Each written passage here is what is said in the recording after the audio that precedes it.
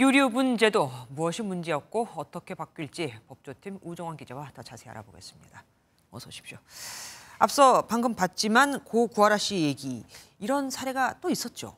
네, 맞습니다. 대표적으로 천안함 피격 그리고 세월호 참사 때 비슷한 일이 있었습니다. 참 가슴 아픈 사고였는데 이때도 구하라 씨 모친과 같은 이들이 좀 있었다고요? 네, 먼저 천안함 피격 때 순직했던 고 정범구 병장에게는 어릴 적부터 부모의 이혼으로 20년 넘게 연락이 안 됐던 친부가 있었습니다. 네. 그런데 이 친부가 정병장 목수의 보상금 중 1억 원을 받아간 걸로 알려졌습니다. 아이고.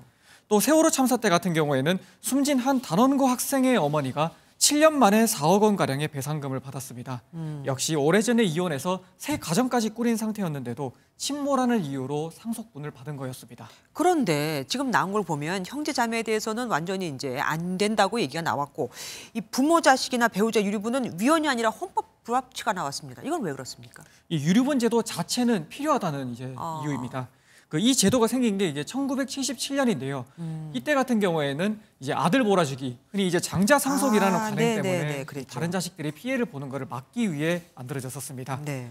지금은 양성평등이 어느 정도 이루어지기는 했지만 그래도 유류분 제도가 가족 간 갈등을 막는 역할 정도는 하고 있다고 헌재는 판단했습니다. 그렇게 좋은 의도긴 하지만 그래도 그러면 구하라 씨 모친 같은 사례가 계속 나올 수 있지 않겠습니까?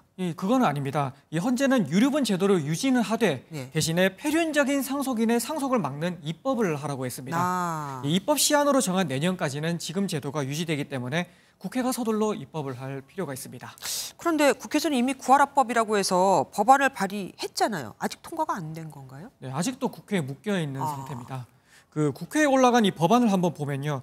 가족 간 중대한 의무를 하지 않았을 경우에는 법원이 상속권 박탈을 선고할 수 있도록 하고 있습니다. 네. 이 법안은 지난해 11월까지는 상임위 심사가 진행되다가 총선 시즌이 되면서 멈춘 상태입니다.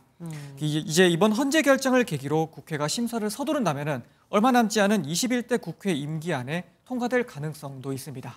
국회가 싸움 말고 일을 한다면 말이죠. 지금까지 법조팀 우종환 기자와 함께했습니다. 고맙습니다.